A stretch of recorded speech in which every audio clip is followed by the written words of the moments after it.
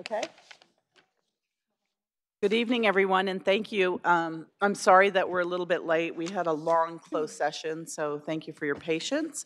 So we'll start with calling this meeting to order, the special study session. Confirmation of a quorum, City Clerk. Mayor Gilmore confirming a quorum. Thank you. So our first item on the agenda is review of the fiscal year 2018-19 proposed annual operating budget and 10-year financial plan. City Manager. Sure. So I wanted to start by just going through a couple of slides. And first, you should have received by now a big, thick, what looks like a phone book, and it is our proposed operating budget. And we'll provide a walkthrough of first where we were last year at this time and the fiscal outlook and where we are now. I want to start first, though, by thanking the incredible amount of staff work that went into the proposed budget. It's my first budget here with the city. It really reflects highly of the due diligence, the hard work that staff has put in throughout the whole organization in order to present the council with a balanced budget. So for our agenda today, I'll walk us through the first 5 bullets, which is looking at our financial forecast, looking at our public funds, our reserve funds, our strategic pillars, and key initiatives. Then I'll hand it off to Angie and the rest of the team to go through council questions and the high-level review of the budget that you have now received. Before that, I want to bring you back to about a year ago today when we had a 5-year outlook, which I know the numbers are small. You may have the printed agenda, the printed PowerPoint in front of you, but the year that we're dealing with now, fiscal year 18-19, was projected to be $8.6 million deficit.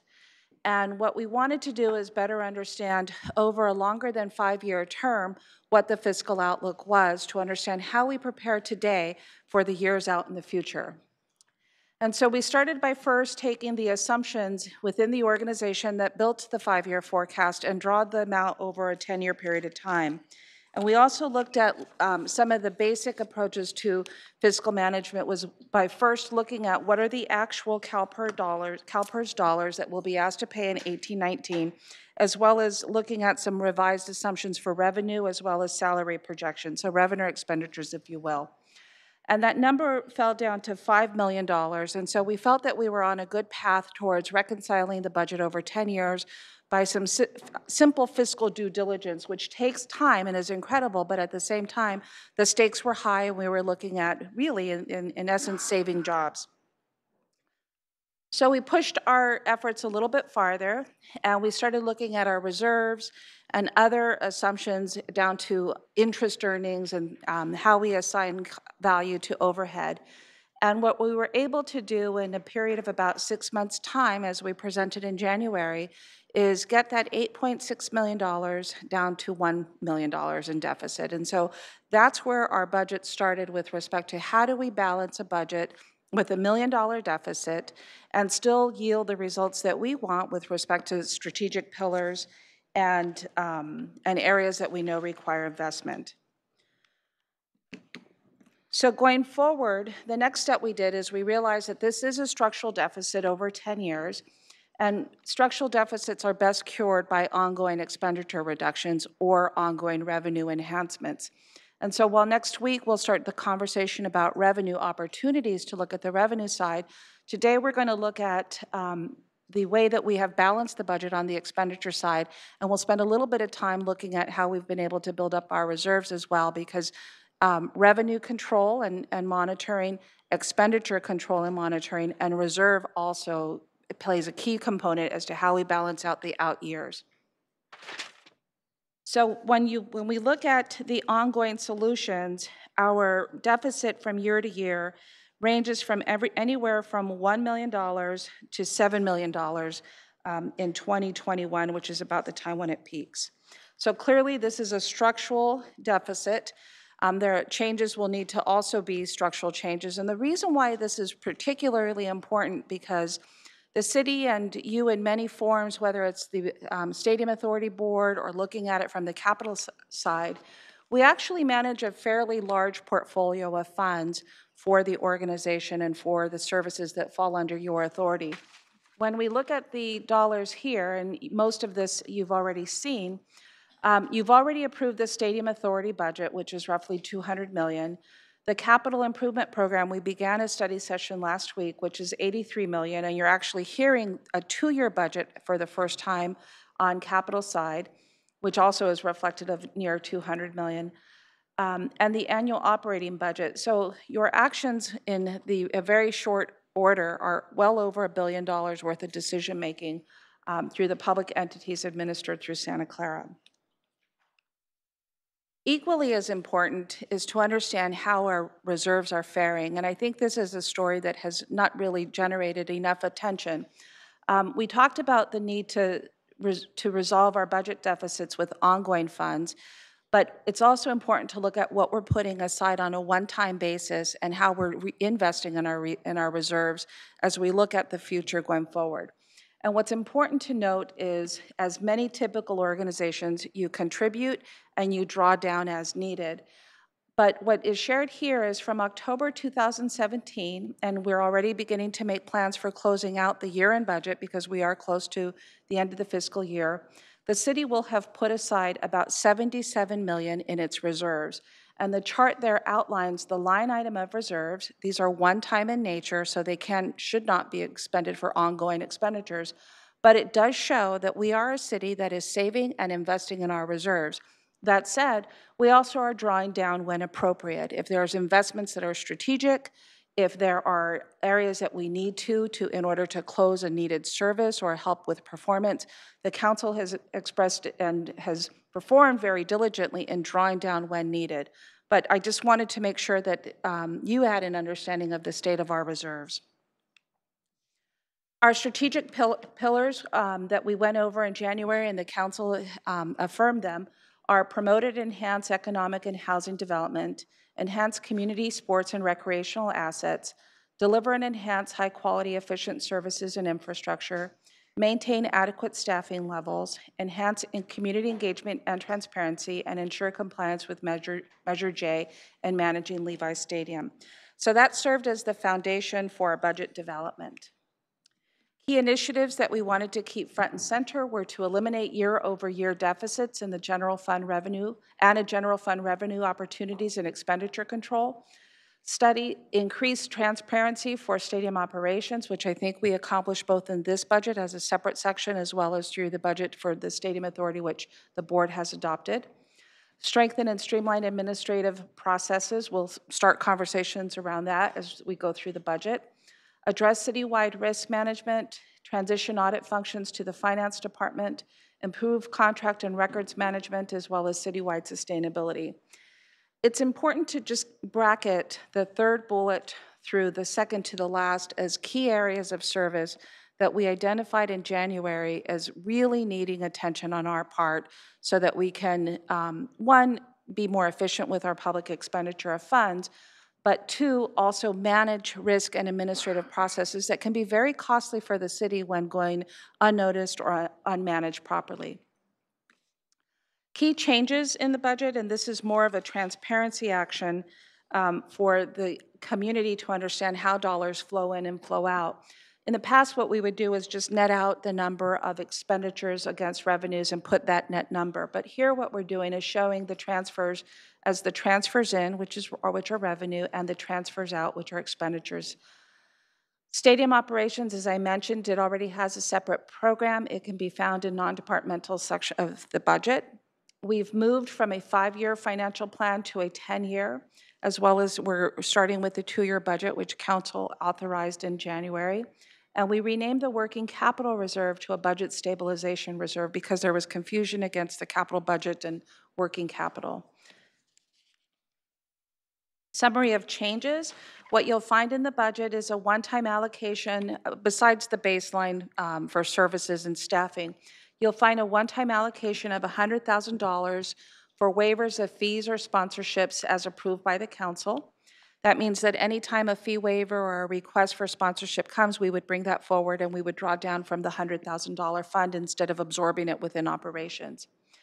We've assigned $100,000 for council contingency for any unanticipated council initiatives. As we all notice, as initiatives come up or areas of investment by the council that may be strategic, We'll have $100,000 set aside for the council to draw down from, whether we need professional consultant services or there is an investment at hand that we want to take advantage of.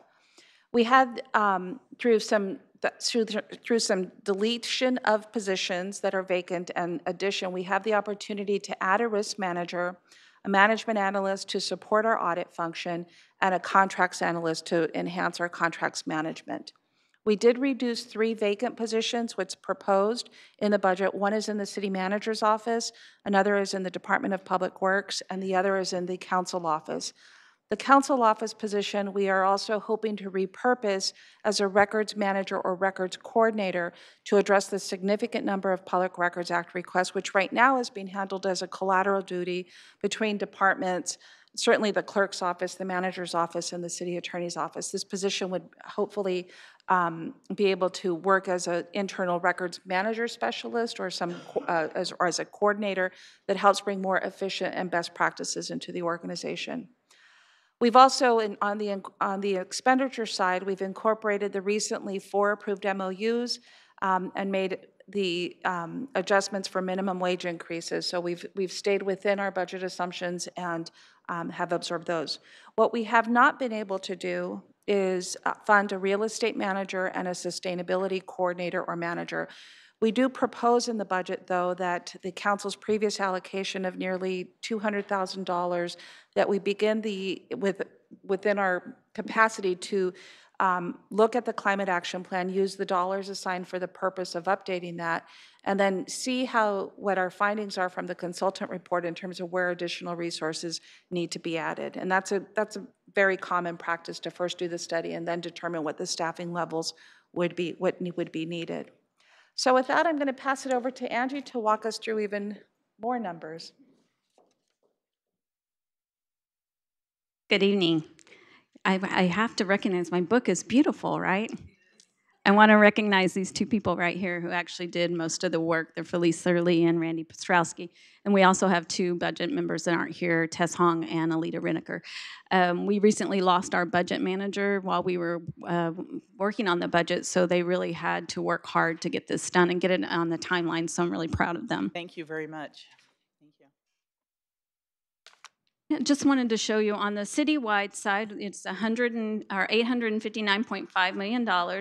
This is a $130.4 million increase, and the majority of that, as you can see on the orange column here, is because we moved the transfers to actually on the expenditure line. So you can see 75 million of that, so almost half or a little over half is related to the moving the transfers. So it's not as big as what it looks. It looks like there's an 18% change, and it's really, if you took out the transfers, it'd be about an 8% increase. And this shows you how it's broken out by enterprise funds, general funds. And you can really see that enterprise funds are 67.3% of the citywide budget. And I just want to clarify, a lot of times I hear people saying the city's going bankrupt or the city this or that. The general fund makes up 29% of the budget. So we will be talking about structural deficits on the general fund side, but the enterprise funds are very healthy. On the summary of full-time equivalent positions, you can see that we added a total of 6 positions.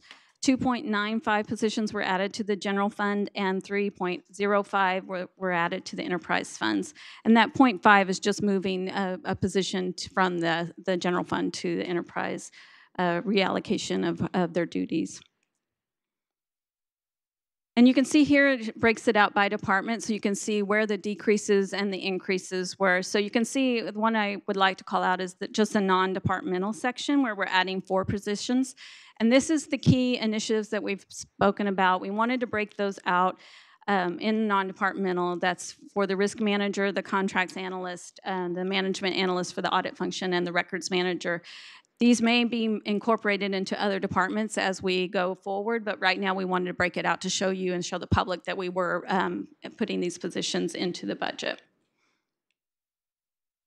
And this gives you an even more detailed level. You can see that we deleted the 3.25 positions the office specialist in the city clerk, communication coordinator in the city manager's office. We increased a 0.25 position of a quality improvement nurse in the fire department and a materials testing technician in public works.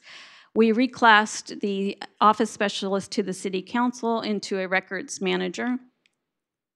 And these are the list of new positions we were able to add. We added the deputy city attorney, a code enforcement, a library coordinator, a 0.25 for a library assistant, the risk manager, contracts analyst, and the management analyst. So for the general fund, we added a total of 6.25 positions, but the net total to the general fund was 3 because of the deleted positions. And then we were also able to add 3 positions to the electric fund, which is a communication coordinator, electric utility engineer, and a staff aide too. Just want to quickly go over the general fund. The general fund budget is $250.1 million. 137.8 or 55% of the general fund revenues come from 3 revenue sources, which are our TOT, our sales tax, and our property tax. Here you can see that the trends for these 3 taxes, and you can also see that the percentage of general fund revenue. So for the sales tax, the trend has been going down slightly, and it makes up 23% of the general fund. Property tax is pretty stable, and it is going up based on home prices, and it makes up 24% of the general fund budget. And then transit occupancy, our TOT, is very flat-lined. It's staying relatively straight-lined, and it makes up 8% of the general fund budget. So on the general fund appropriations, I wanted to call out on the salary and benefits, makes up 74% of the general fund budget. And this is important to note because as we get to the enterprise funds, you'll notice a big difference. I also wanted to point out the transfers out here. Gives you an idea of how much more we added on as expenditures. By moving 12.8 in transfers out from the revenue section, we put them into the general fund expenditure section. On the, this right here shows you by department in the general fund. The general government, you can see, is the biggest portion of the increase. And this is, as we showed down below in the notes, is due to $11.5 million of transfers out that were moved from the revenue section, $5.6 million for stadium operations, 1.5 for new initiatives, and an allocation of attrition savings to departments. We used to put the full attrition savings in the general government, and now we've allocated that to each department. And as the city manager had mentioned, this budget does include a stadium operations section so that we can clearly see what's budgeted for each program. So you can see here for the general admin, we've added 0.5, 500,000 for police, 4.2, fire 0.4, and public works 0.5, for a total of $5.6 million that was moved into stadium operations. And so this is based on 10 NFL events and 10 non-NFL events. So if for some reason we have more, we'll be coming forward and asking for increases in these budget. For the general fund reserves, as the city manager also mentioned, we're changing the working capital reserve to the budget stabilization reserve. So we'll be bringing a resolution forward when we bring the budget adoption so that we can actually change that name. That makes up 25% of budgeted appropriations. The projected 2017-18 ending balance is $55.1 million.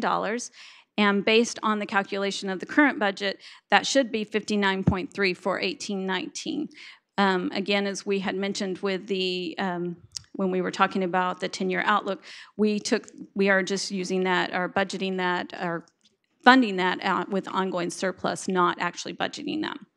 So again, staff will recommend any surplus at the end of the year of 17-18. Usually in the October-November timeframe, we'll be asking to fill that bucket. And then the capital project reserve, we had talked a little bit about that when I presented the CIP.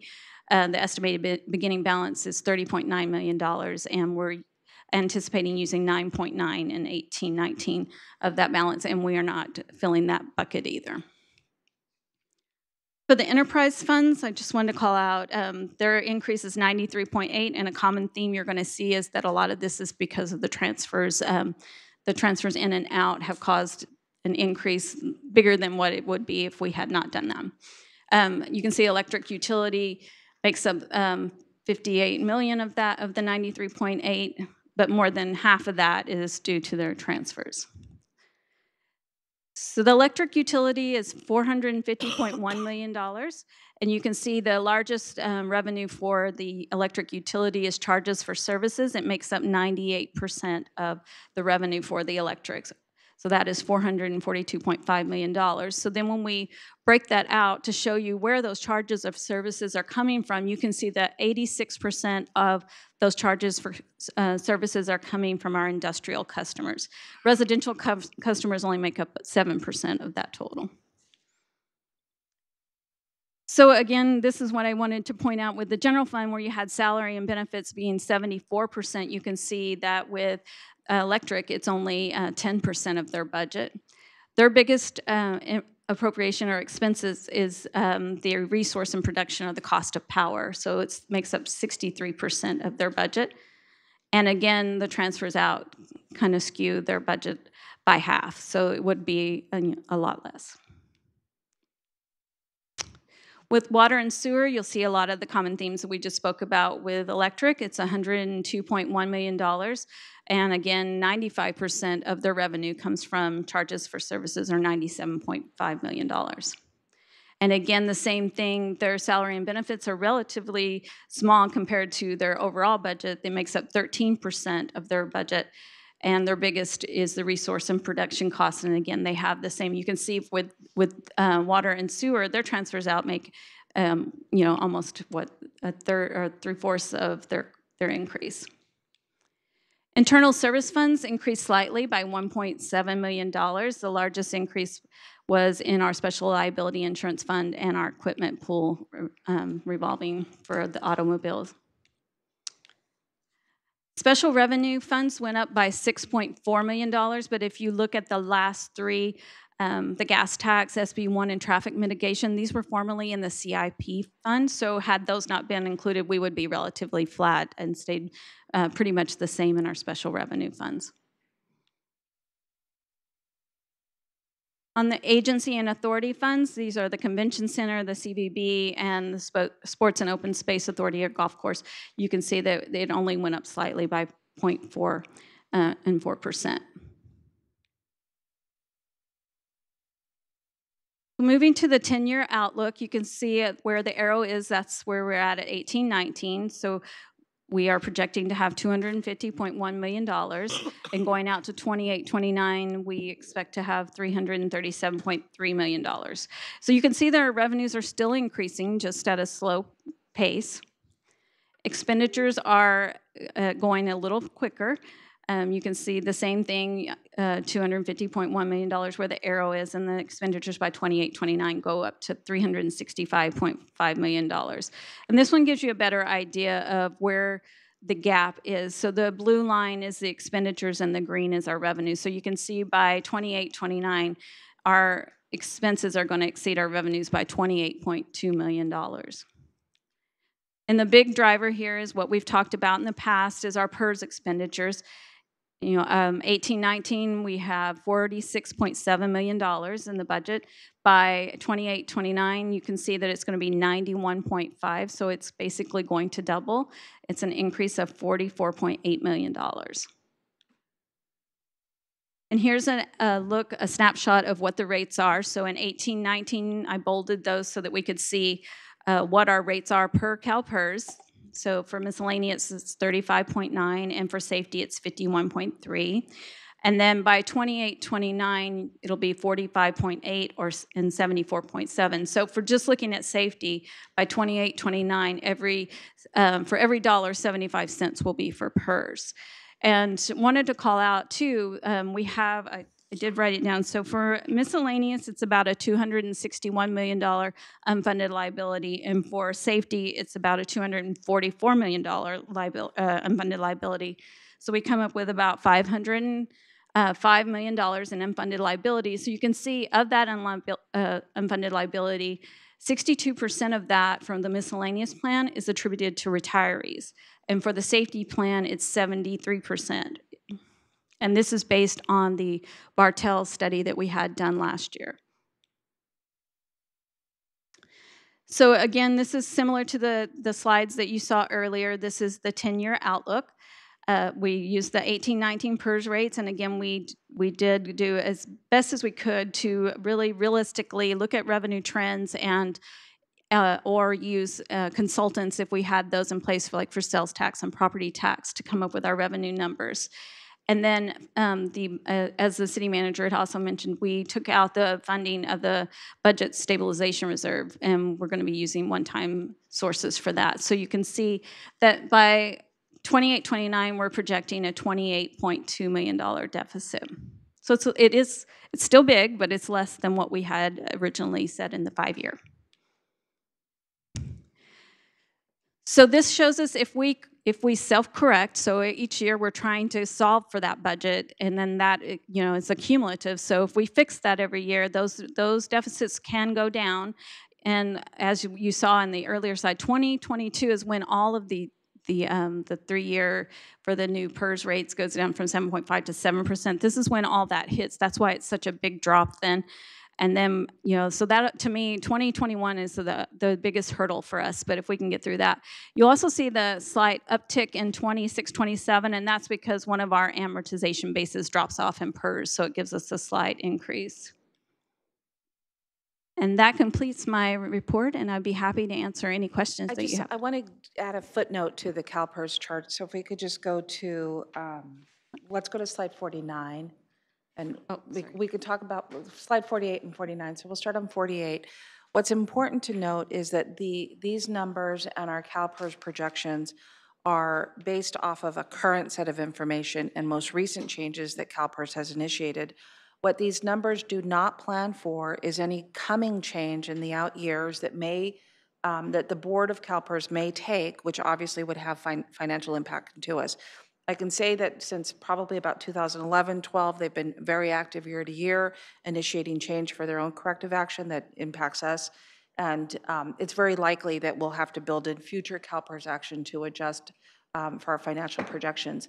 On slide 49, the footnote I would add here is just want to make sure for both folks in attendance as well as the council that Angie made a point very clearly, but in case it's not understood, that to the extent that our actions are solved year to year with ongoing dollars, and we not use one time, it softens the blow the following year in that same value.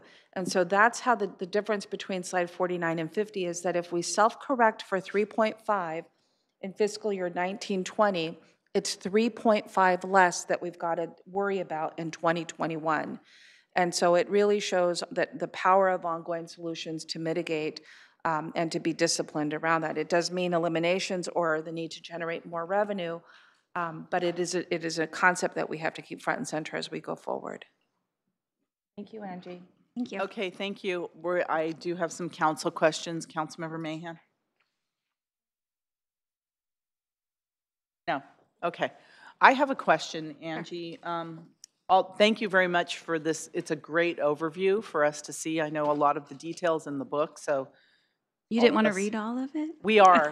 We read every single page twice. My question is, have you factored in any of the income from City Place into any of this? No, we haven't, and we also didn't put in a recession. So we anticipate that there could be a recession sometime down in the future years, and we did not anticipate that in our projections either. Hopefully maybe they'll offset by the time City Place comes on, maybe if the recession, and it won't be a big impact for us. Thank you. Do we have an idea when City Place, assuming they're on the schedule they are on now, when we will start to get our first bit of revenue? I know it will add up over the years tremendously.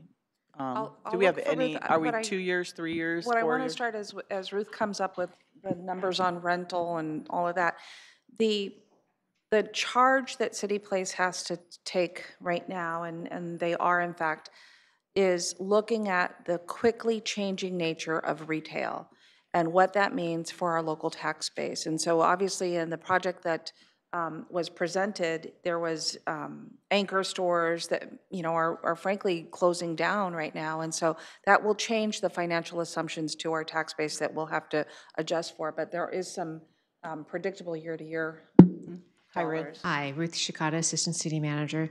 So the rents that City Place will pay will start at the time of the conveyance. So when they start construction, they'll actually be paying some rent. It'll be nominal rent at first, so it'll be less than $1 million if they take down the first 10 acres, which is the front part of on Tasman, and then it'll increase over time. So as they get through their construction, and then they start to get occupancy, then it'll start to increase. But then at first, which it will be about 2020, we'll start to see a little bit of rent. Okay, thank you. I like the fact that you didn't include it in the budget because it gives us a more conservative approach as to, what's out there, and there's, plenty of opportunities for us, especially on that particular project.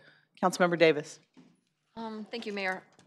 I kind of almost went the same way, Angie. I just wanted to know what was in the queue for the revenue streams, because I know you didn't build it into this budget because we have to be realistic. But is there, with the retail, I saw the numbers going down, like the city manager just said. So how do we autocorrect that one? I mean, if we're not going to be building brick and mortar, I mean, how are we going to look at that? Or is it something that we're going to sit down as a council, do like another goal setting or study session or something to see for economic development reasons? I mean, I'm kind of wondering how we're going to, I mean, this is the first one, but next year, what is the plan to drop down these deficits? We are coming back, I believe, the next meeting to talk about some revenue generating okay. opportunities.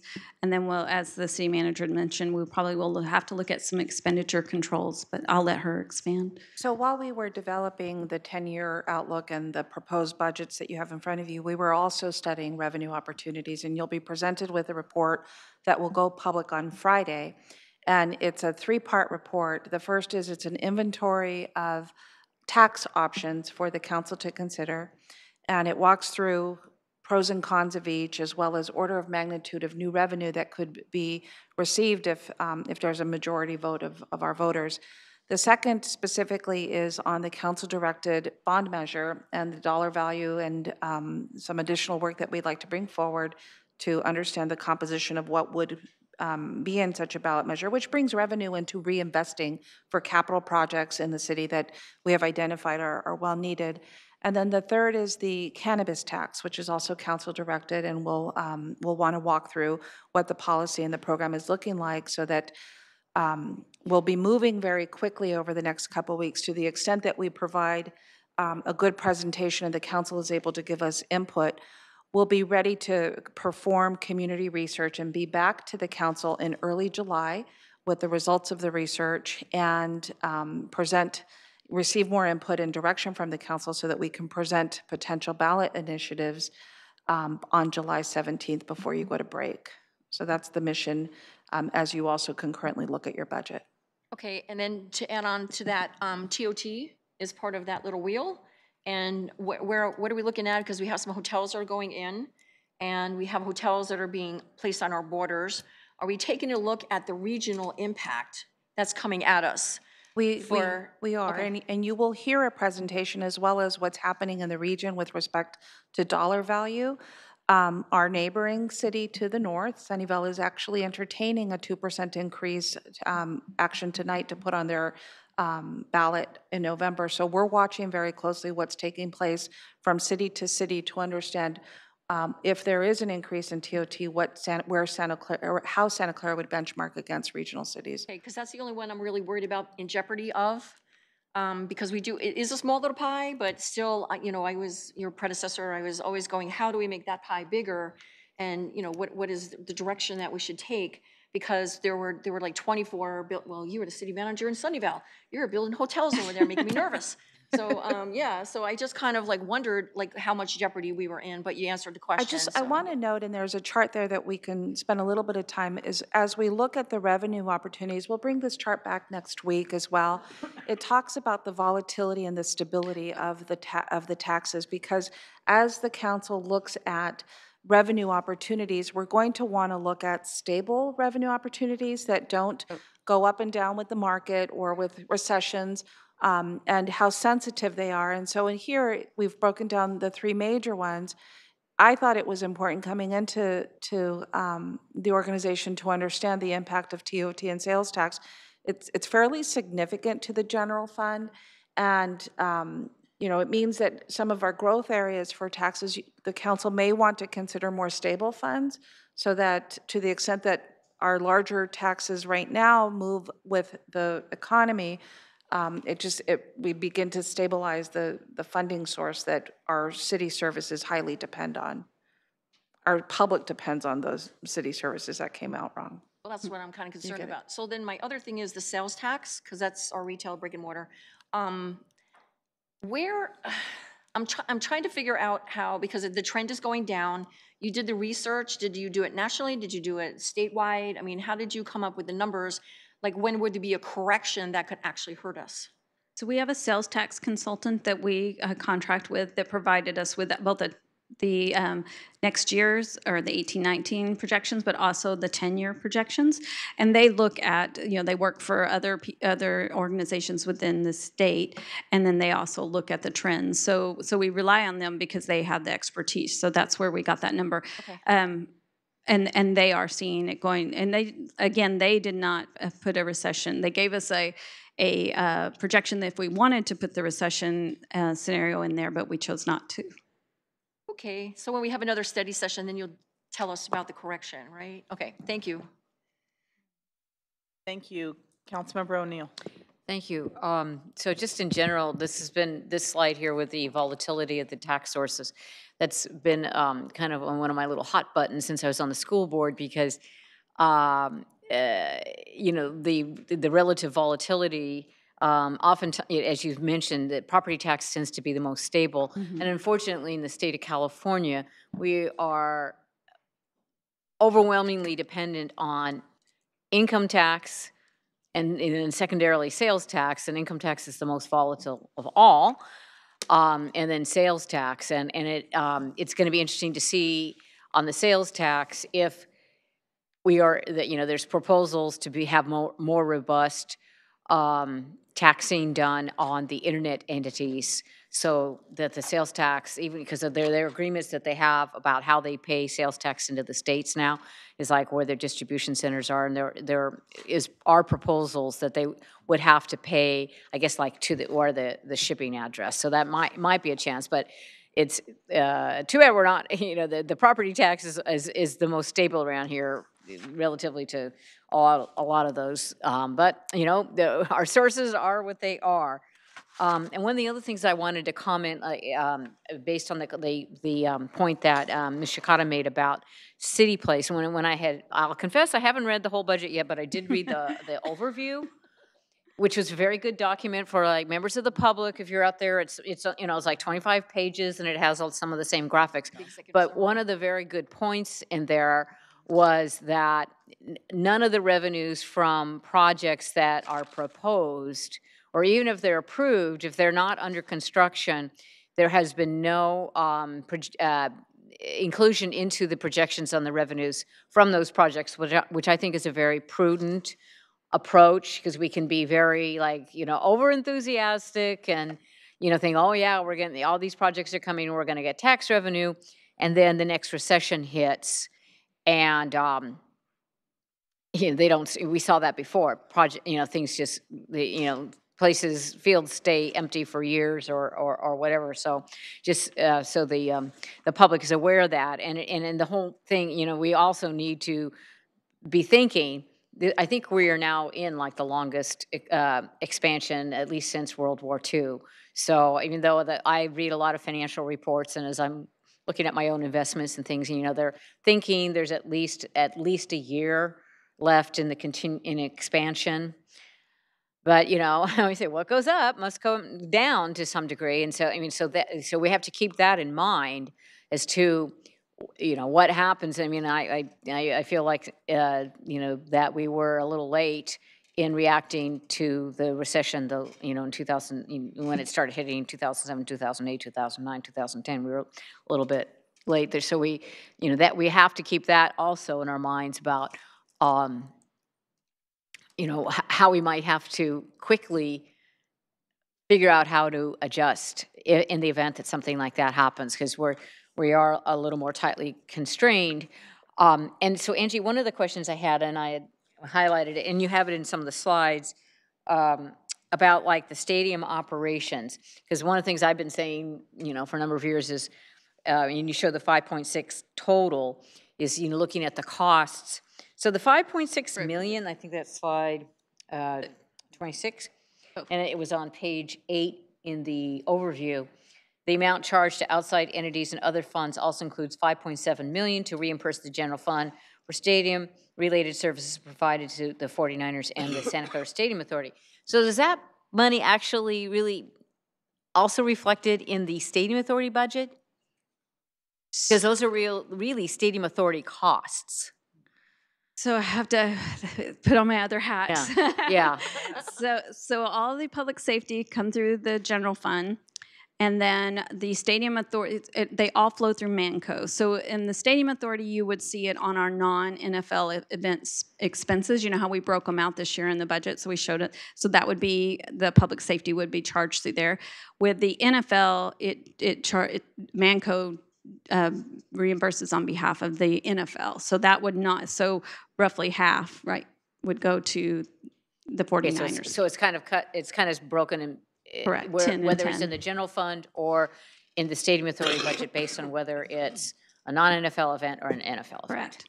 Okay, great. And the 5.7, because it's, you see here it's 5.6, but we also charge overhead on our general admin, so that's why the revenue's a little higher to cover overhead. Okay, great. Thank you. That's my only question right now. Okay, thank you. Vice Mayor Watanabe? Thank you, Mayor. Thank you for the report, Angie and City Manager.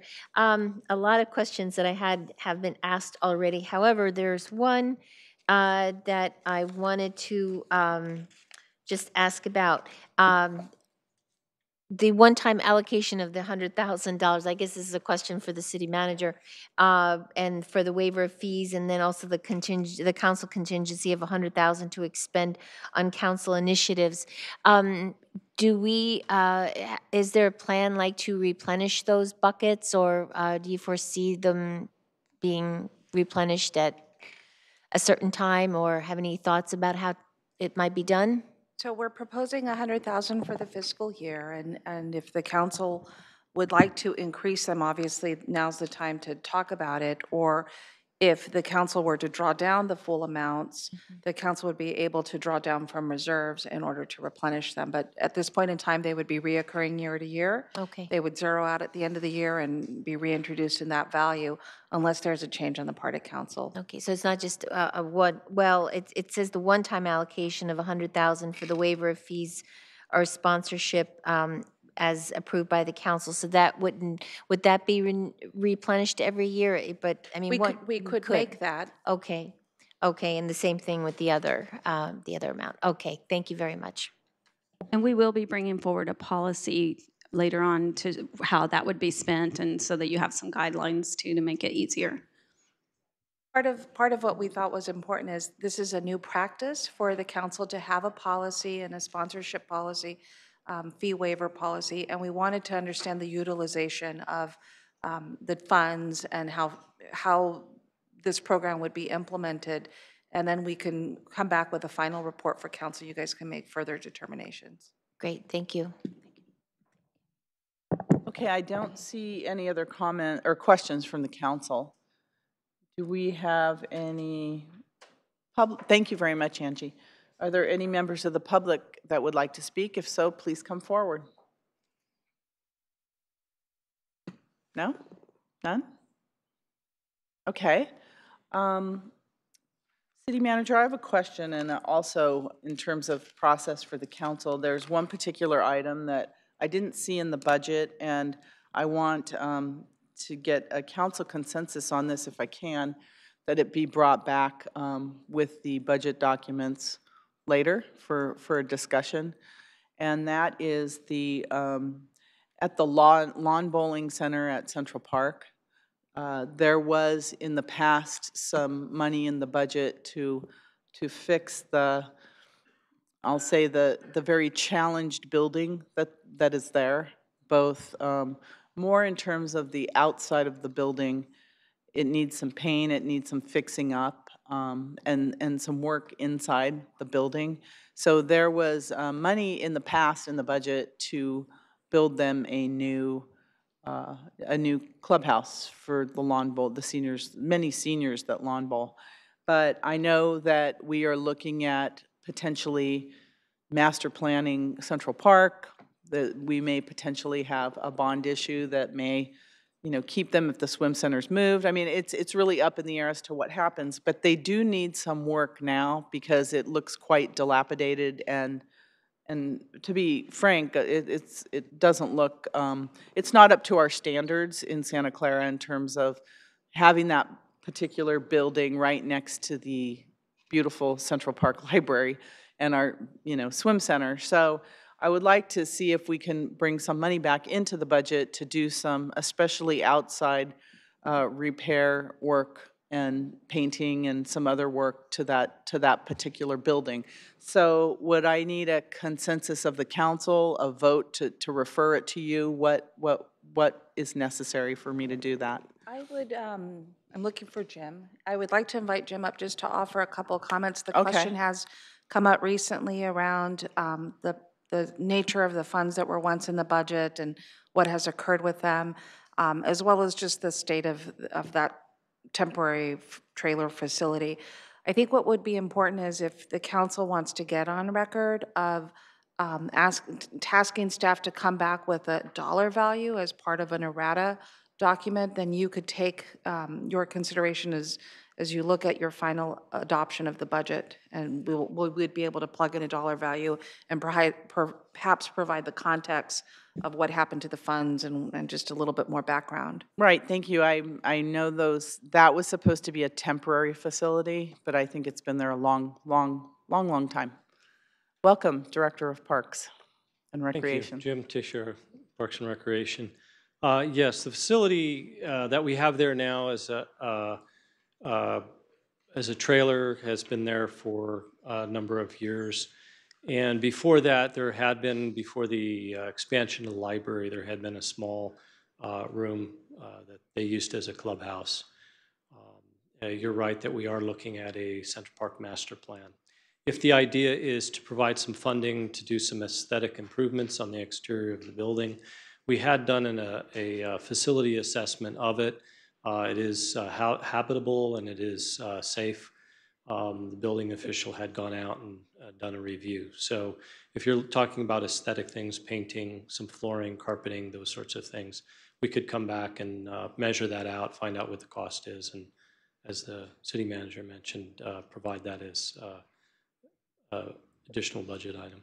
Well, and it would be more of a temporary nature until we find out, whether we keep them there, whether we move them, what their ultimate fate is going to be. In the meantime, it really looks terrible. And there's, pieces of wood that have big holes and are sticking out. You know exactly what it looks like. So it's just really not up to our standards. And also, ultimately, I'd like to get them, some kind of, they don't need a really big place, but a clubhouse that has a restroom facility in there for them and other things. So, but in the meantime, it really needs some work, and I'd like to put something in the budget so we can make it look much better than it looks now. Sure, and the master plan in terms of the guiding principles as those come forward will provide some additional background context and color for council and the community to take a look at kind of the uses that are anticipated. Okay. Is there any questions of Councilmember O'Neill? The only other thing is too, I continue to get lots of complaints about the International Swim Center, the showers and stuff. I hear it's getting worse and worse and worse. And so I don't know. I haven't had a chance to look, or I don't recall what you had in the capital improvement. I mean, do we have budget to fix that? I mean, I know we wanted to have a new swim center, but as I said, I continue to have the swimmers speak to me about that it's like I guess it's like totally unusable now for both the men and the women, right?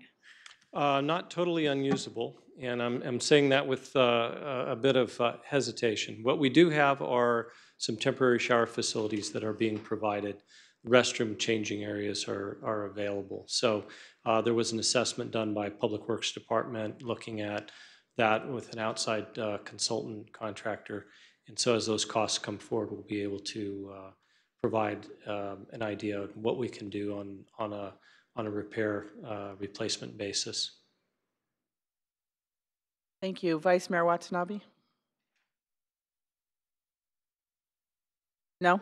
All right. Councilmember Mahan, are you? Yes, thank you. Okay. And I want to thank Mayor Gilmore for bringing up the lawn bowling facility, because I have had a couple of meetings with the lawn bowlers, and I've passed the information along to the city manager. So I think we do need to look at it.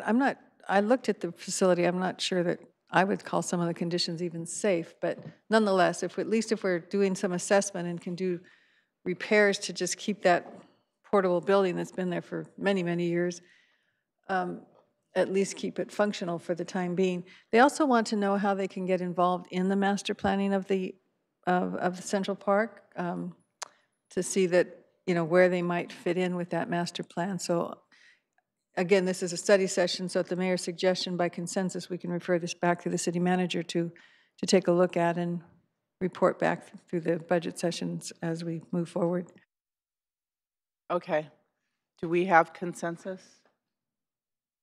Ed, anybody object? All right, city manager? All right, thank you. Thank you, director. Okay, are there any other questions or comments on that? All right, thank you all for that presentation. Next, we have the review of the water and sewer rate study draft report. Director Welling. Hi. Good evening. Good evening. Good evening, Mayor. Good evening, Council. Gary Welling, Water and Sewer Utilities Director. We have for you this evening a review of a water and sewer rate study that was recently completed. We typically do a rate analysis every year. It's done in-house. This year we decided to hire a consultant to independently review our rates.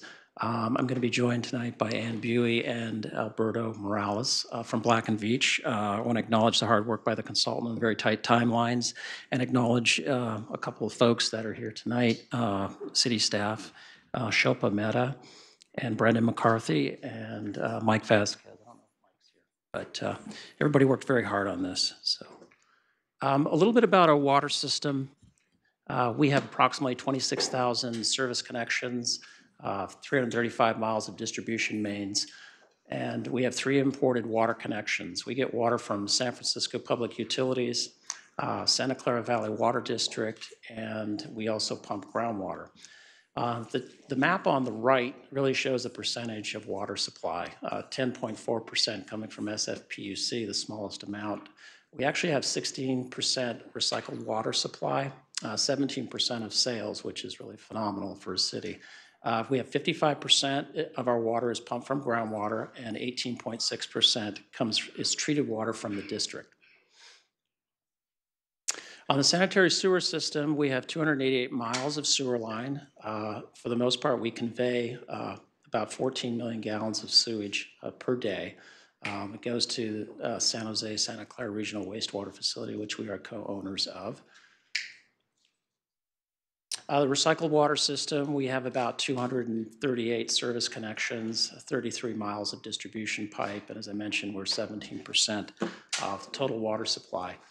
We've brought on a number of projects this year. We're continuing to expand and develop the recycled water system, but we had 11 projects this year.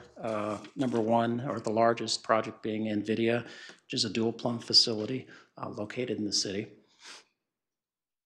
The rate study process we're going to walk through tonight has 3 components. The revenue requirements needed to cover the costs of the utility, and I'm going to talk a little bit about that. And Buey's going to come up and talk about cost of service and the methodology that we follow to ensure that costs are distributed amongst customer classes. And then the rate design, Alberto Morales is going to talk a little bit how we came up with the rates for the individual customer classes. So first I'm going to start off with total water sales. In general, our water sales have continued to drop in recent years because of the drought, but in 2017 the governor declared the drought over, and you can see we have an uptick in 2017.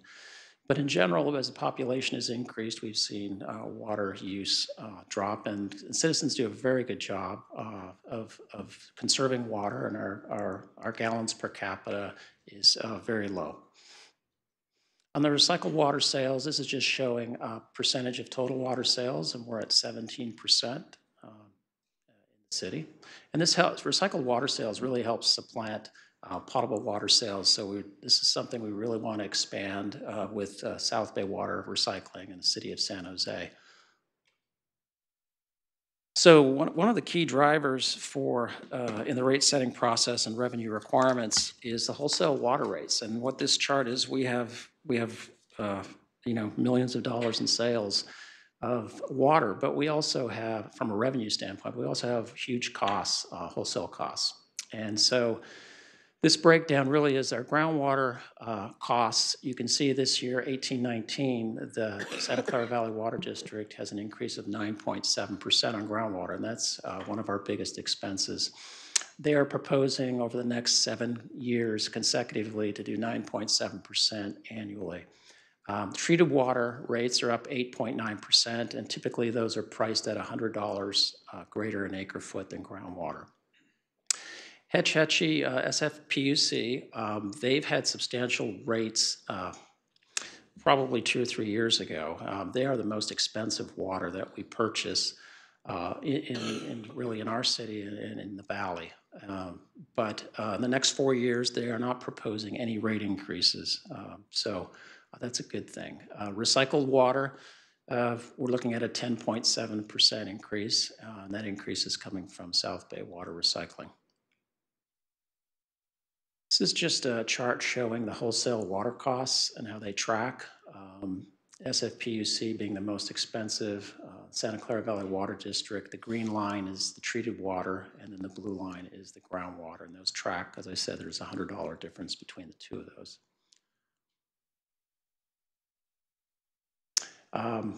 Water utility cost drivers. The wholesale water purchases are 62% of our O&M costs, as Angie had mentioned.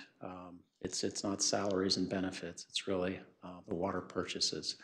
On the recycled water side, it's about 81% of our O&M costs.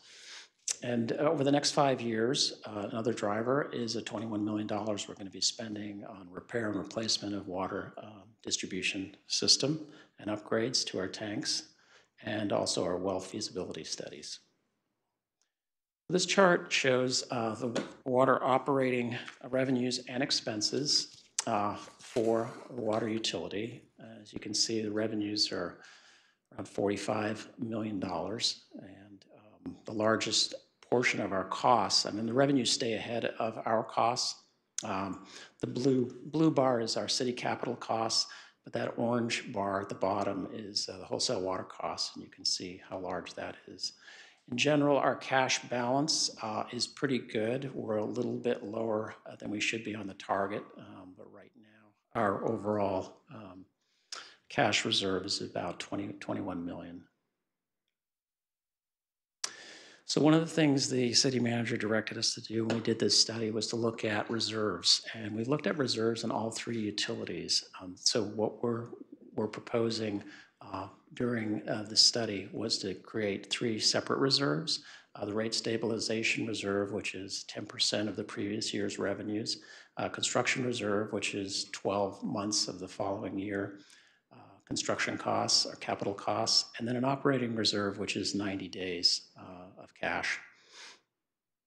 And overall, as I mentioned, we're about 21 million on the water side, much better than we were last year. We were about 15.5 million. On the recycled water operating revenues and expenses, we haven't had a lot of capital costs on the recycled water side, so we have a fairly decent cash balance, and what we're going to be doing is drawing that down so we meet our target cash balance. And you can see the operating costs exceed the revenue somewhat, but we're able to keep rates somewhat a little bit lower than what SBWR is charging. And then the recycled water reserves, as I said, it's the same 3 buckets that we're proposing. And right now, we're about $5 million on the reserves for recycled water. It's a pretty good reserve.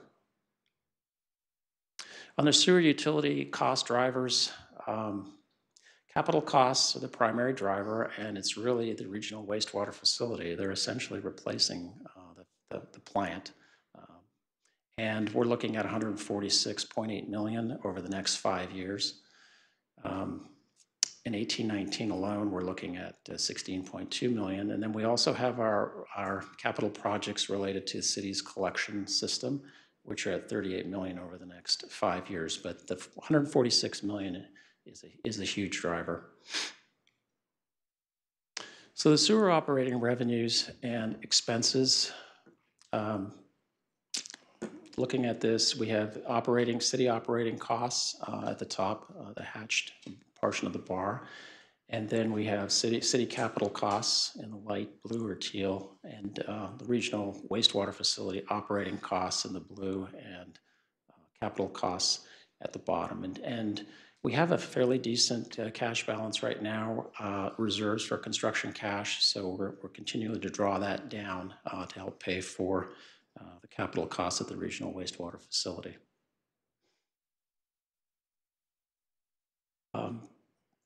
The sewer reserves, pretty healthy right now, but as you can see in 2021, our construction reserve is non-existent. So we're going to draw down that cash reserve that we have.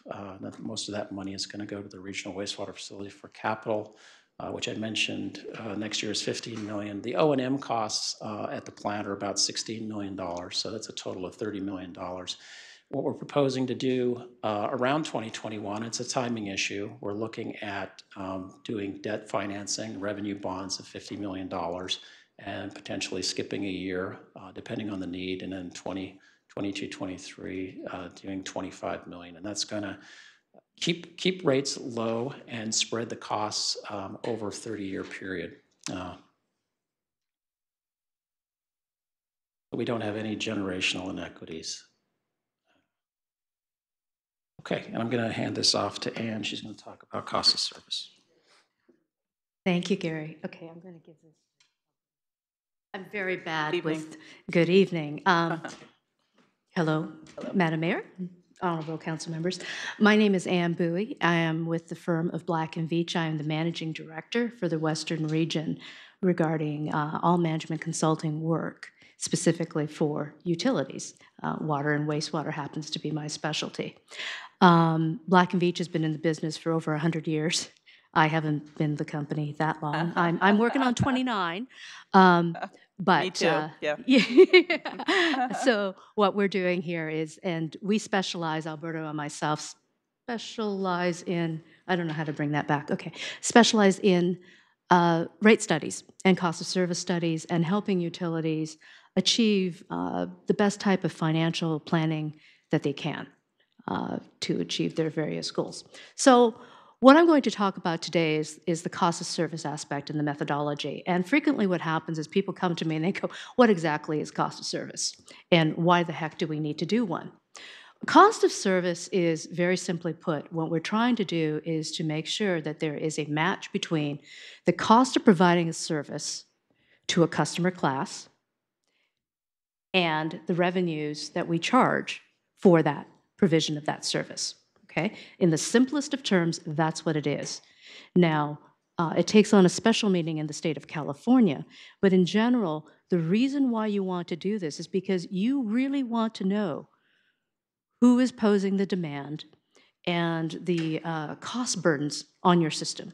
We know that we provide water, we know that we provide sewer services, and we provide wastewater, recycled water. But the question is, who is causing our needs and demands so that we have to go out and build additional storage or expand the wastewater treatment plant, whatever that price may be. And cost of service allows us to systematically determine what is happening there and what the cost drivers are. So in California, as you know, because of the requirements of Prop 218, it does require that you do a cost of service study when you are looking at your rates to determine and make sure that the rates that you are charging are fair and equitable to your customers. Okay? And it also establishes the basis for a defensible rate design. So what we do is we follow the industry standard guidance documents that are out there. On the water side, it is an M1 manual called The Principles of Water Rates and Charges, Fees and Charges. And on the wastewater side, there's a comparable document. Now, I'm going to go through these various steps, but in less technical language here, to explain exactly what we do to come up with what your rates are going to be and determining the cost of service by the various customer classes. So let's start with the water utility. When we sit down, we take a look at the water utility, you sit here and you ask for, what does it do? Okay. Having come right from your budget presentation, you're all familiar with the concepts of cost centers. Well, if you think about from an engineering perspective, what do you do when you provide water? You need to have a source of supply. You need to pump it because it's got to get there. You need to treat it for the water that you don't buy that's already treated. You need to distribute this water. And you also have to have water on hand for fire protection. So these are the major elements that make up your water utility, right? Now, each of those particular areas have specific drivers within them that we use in order to determine the particular costs associated for it. So what we have used is a methodology called the base extra capacity. So you break up your costs between an average day cost, a max day cost, a max hour cost, customer billing, and fire. What does average day mean? That's the base amount of water that we need as a city to meet the demands of our people, of our customers, and our citizens. Max day. Think of the hottest day of the year and how much water then gets used, beyond the fact that we have kids running through sprinklers and things like that. That's your max day amount, okay? And then max hour, I like to give an example of if everybody gets up at 6 o'clock in the morning and hits the shower, the expectation is that I have water when I turn on that shower. Well, you're a poor water operator over at the water treatment plant sitting here going, oh, shoot, I need to make sure that I have enough water for all the citizens who are hitting the shower at the same time. That's what we call a peak demand or a max hour demand, okay? Your system is designed to handle each of those different elements. We don't have 3 different pipes running. We have 1 pipe that provides that. So that's how you look at it. I think customer billing costs are somewhat self-explanatory. It costs money to issue a bill, to maintain the meters, and to collect the money. And of course, fire speaks for itself. We need fire protection going through. So once we've allocated the cost, in other words, for any given year when we determine what the minimum amount of money is that the utility needs to cover its needs, and that's just O&M, capital, debt service coverage requirements, fulfill its reserve needs. When all of that is put together, and we determine which bucket it needs to go into, which of those cost centers that I talked about it needs to go into and what's associated with it. We've allocated out across the cost centers. Now what we need to determine is what's the unit cost for each of those cost centers, right? So let's take the simplest one. When you're looking at the cost of issuing a bill, what do? You take all the costs that the customer service might need to answer the calls, to get the information from the meters, to issue the bill, to collect the money, right? So let's say it's $1 million. You would take the $1 million, and that's an example, and divide it by the total number of bills that are issued in a year. That's the dollar per unit, right? So that's the unit cost for a bill issuance. You do the same thing with all the other elements for fire, for your average day amount of water that's generated, because there's a cost associated with that. Same thing with the max day and the max hour, right? Those peaking elements. And that's the unit cost. And what's an important thing to remember here is that the unit cost doesn't change based upon who you are. The unit cost is associated with that system. Okay, it's neutral. The cost is the cost. If we go over now to the sewer side, we have the same sort of thing. The nice thing about Santa Clara here is that you are a collection-only system. So you only look at the collection system, but you still pay for treatment. Everybody everywhere will eventually pay for treatment because you want it to go away. But we do the same thing here. On the sewer side, the drivers, when you're looking at a sewer system, are not how much water is being used or how much water is, there's an element of how much water enters back into your sewer systems. What's more important is what are the pollutants in that stream, right? Because we have to treat that stream to certain standards mandated by the government before you can discharge it. So we're concerned with something called biological oxygen demand, total suspended solids, and ammonia.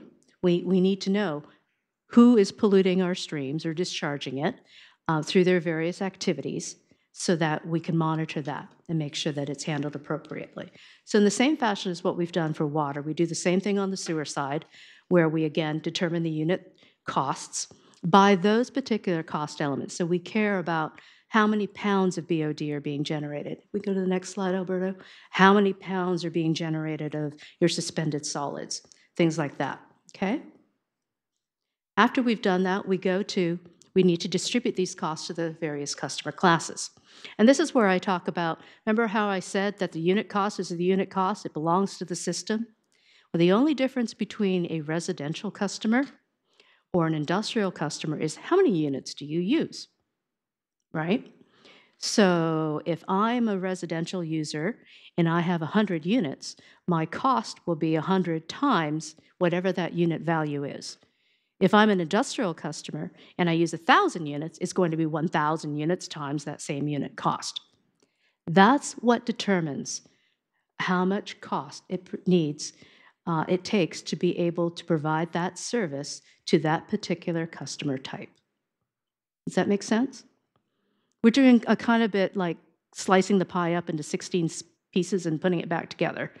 And the reason why we need to do this is because in order to determine, as I said before, when you're designing and developing rates, you need to know who is using the system in what way, because how you use the system places a certain type of burden on that system, and there's a cost associated with it, right?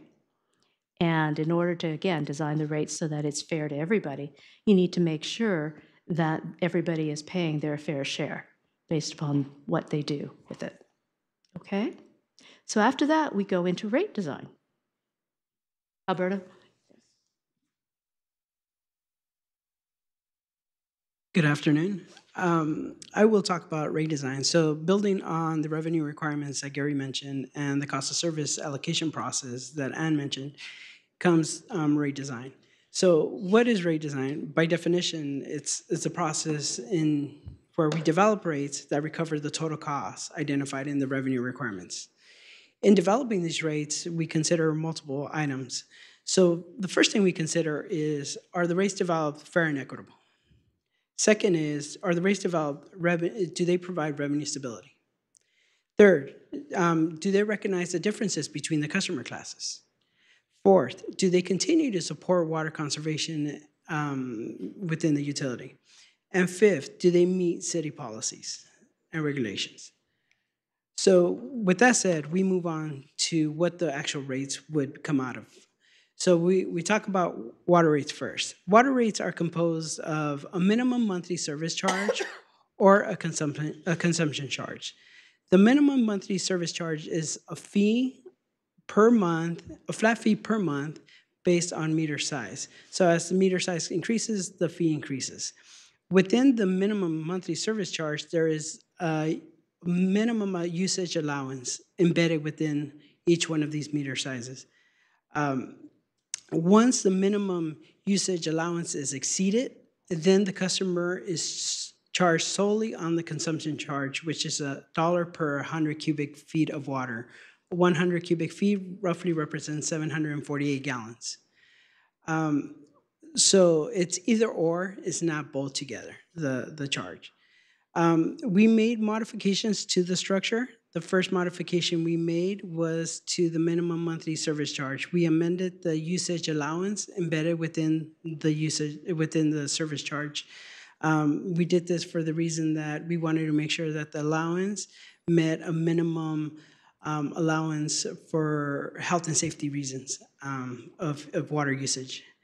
The second modification we made was to the outside and agriculture customers is we merged them with the inside city customers, and this was primarily done for cleaning. When we were looking at all the existing customer classes, we realized that those customer classes might have been dated and no longer applied. So we went ahead and removed them. What these changes meant was we try to figure out what does it mean to a typical single-family residential customer. So we picked a customer that would use 1,200 cubic feet of water per month, and it represented a $3.48 increase per month for a single-family residential. Then we move on to water recycled water rates. Water recycle rates are primarily composed of very similar to the water rates. They have the minimum monthly service charge and a consumption charge. It's one or the other, it's not both. Since recycled water customers are typically commercial customers, we looked at the average commercial customer to determine what that impact would represent for them. And for a customer using 228,500 cubic feet of water per month, it represented a $52 increase for them per month. Now we move to sewer rates. Sewer rates are determined based on if you're a residential customer or you're a non-residential customer. For a residential customer, they are charged a monthly service fee that's a flat fee per equivalent dwelling unit. An equivalent dwelling unit represents a customer using 245 gallons per day with a certain set of pollutant loadings that are standard for a single-family residential customer. So for a single family residential customer, their increase represented $1.26 increase per month. The multifamily, it's the same fee, but it is important to recognize that a multifamily has multiple EDUs, so their fee isn't $42.91. It is $42.91 times the equivalent dwelling units that they represent. And then we move on to non-residential customers, which is your 17 customer classes that are identified by the city.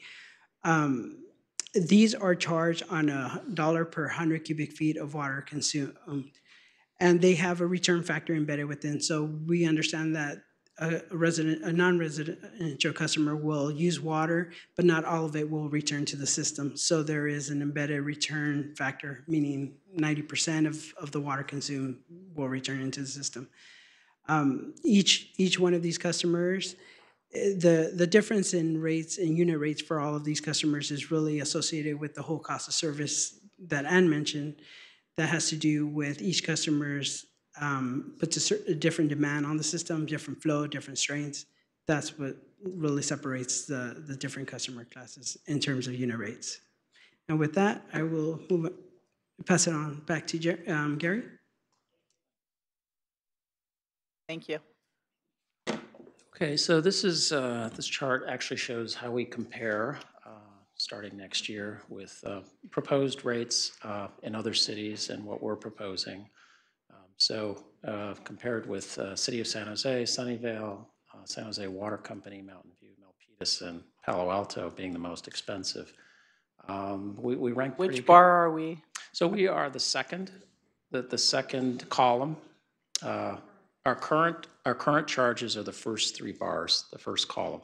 So Santa Clara current. Oh, I see. Yeah, Sorry. and if you look at the combined rate below, it's water rate at the top, sewer, and then the combined rate. Oh, I get that now. Thank you. Sorry. And so it was $109. We're going to combined rate $114.67.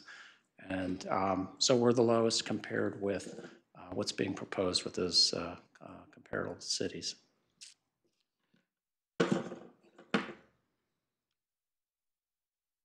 Could we just have a minute to study that? Oh, sure.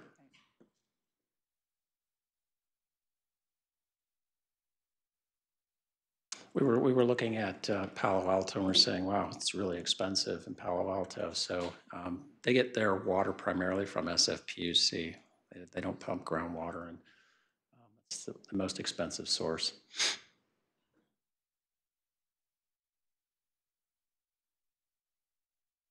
All right. Thank you.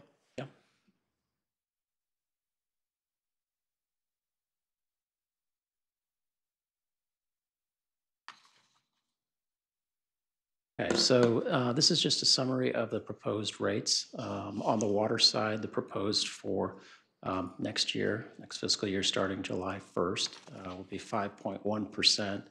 The typical residential customer that uses 12 HCF, an average is going to be a $3.48 per month increase. On the recycled water side, general customers are looking at a 6.9% increase. It's about a $52 a month for a typical general customer. On the sewer side, residential for both single-family, multi-family, it's 3% increase.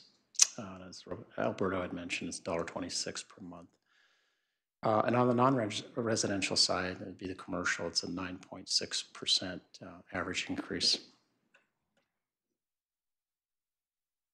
That, if there's any questions, concludes our presentation.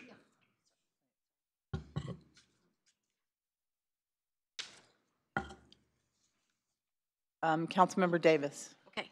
So Gary, I don't know who can answer this question, but you were talking about units per residential and how the methodology with commercial. My question is, fire is part of this. So how do you calculate fire? Because it's, I guess, water pressure that they need to put a fire out. But how do we know how to determine that? And here she comes. Okay, when you're looking at fire, we actually determine what the flow rate is required to meet the fire codes and the ISO standards that you use for insurance purposes, okay? And so we determine an equivalent flow rate for that. And then what we do is we take a look at the number of private and public fire hydrants that exist. And we take a look at the number of, and we determine the total fire protection cost based upon looking at what capital has been expended to support the public fire, so your hydrants, your fire lines, as well as ongoing maintenance costs. And we take all of that and you divide it by what we call an equivalent fire hydrant size. The standard fire hydrant size is 6 inches. If you're, and I'll tell you that a number of cities that we work for have 4 inches, and they're in the process of having to upgrade that because you can't meet the pressure.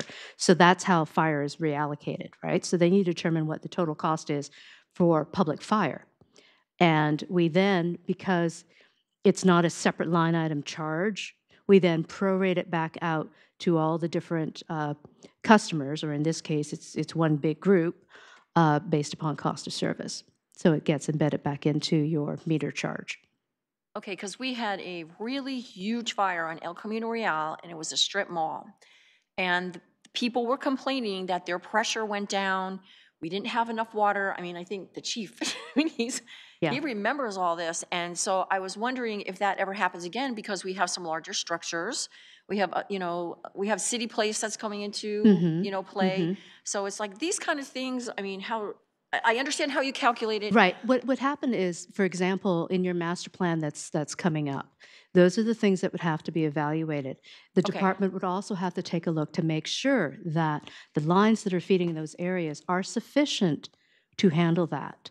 I have one other client, for example, and I met them, and I was going, "What's going on?" It was early in the morning. They go, "We had a fire." And they did not have sufficient water or pressure to put out the fire. They had to call in, all the neighboring cities, do the interconnects, and run in and do that. You don't want to be in that situation, and you're not. And that's what Public Works and that's what the water utility does, is they sit there and they examine all the lines that are out there to make sure that they are sufficiently sized to handle something like that. Okay. So the hydrants that we have are 6 inches in diameter. They should be. That's the standard for a hydrant. Which is better than some cities that have a standpipe, which is really bad. Okay. Okay. And because north of us, as Gary has pointed out, at SFPUC, which is the highest rate that we have, is in that area where we're developing huge. So that was my concern. So on all developments, regardless of size, we do hydrant flow tests. So it's required before the developer can actually build. So last year we did 90 of them. So that's done by our staff. But, some fires are challenging, and if you you've got multiple fires. But we have booster pumps, we have operation staff that come out. And Okay. Well, what's in my brain is that Kylie project. Mhm. And Sure. that's like a skyscraper, that's like a city block dropped in our city. So that is, that. And there'll to be me a is- study that's yeah, done, okay. and they'll have to have adequate fire protection Okay. and upgrades and booster pumps. All right, thank you. Thank you. Any other questions from the council on this report? Thank you, Gary. Interesting, very Thank you. interesting. Very interesting, yes. Oh, yeah. Thank you. Very educational, interesting. Is there any members of the public that would like to speak on any of the issues that were talked about in the study session? Please come forward. Jennifer, do you have any cards? Anyone would like to speak on that? Please come forward. Welcome. My name is Linda Nepper, and could you put up that screen again? Okay, the very last one. The one recycled here. water, $52 per month? And I don't know who uses that or anything. And it's just, it jumps out at me. I think it's commercial, but someone like to answer that, Gary, please? Thank you for the question. Those are irrigation customers. So that's an average of customers. We did a calc. So that's an average use of $52. But those are irrigation customers. So tell us who a typical customer is for this recycled water. So that could be that could be irrigation area that would be used, for example, on a development. It could be a residential development. It could be a park space, but it's not used for flushing toilets, or it's not a dual plumb facility. There's an industrial class that pays much higher rates and uses a lot more on the recycled water side. But this is strictly irrigation. Like landscaping. Landscaping, exactly. For larger Lawns. projects. Right. Or some industrial, because like when we had the fiber, we lost aren't some of the Server farms use recycled water, and those would be an industrial classification. Okay, I hope that answers a question. Thank you. Anyone else? Any other member of the public? Okay, seeing none, then City Manager, do you have any closing comments on this study session?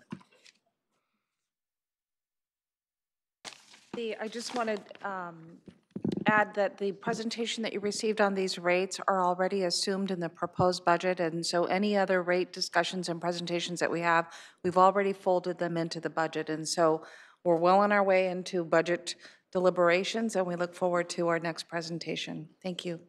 Can you tell us when the actual budgets are scheduled for the council to deliberate and approve? June 12th. June 12th. Okay, so both of these will come back on June 12th Yes. for everyone's knowledge. Okay, thank you all very much. Those were excellent presentations, and we will reconvene back here at 7 p.m. for our council meeting. Thank you.